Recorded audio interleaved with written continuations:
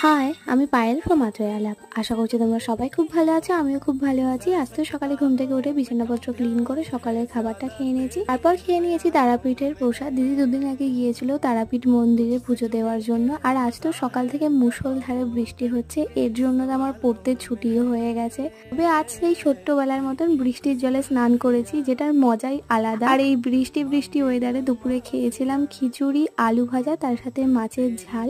আমি খিচুড়ি খেতে একটুও পছন্দ করি না, তবে বাড়ির লোক সবাই পছন্দ করে, সেই হিসাবে বর্ষাকালে হয় আর আমি খেয়েও নি। যারা যারা ভিডিওটা এই পর্যন্ত দেখেছো নিশ্চয়ই তাদের ভালো লেগেছে, তো একটা লাইক করে দিও প্লিজ। আমি একটু মোটিভেশন পাবো আরো ভালো ভালো ভিডিও বানাবার জন্য।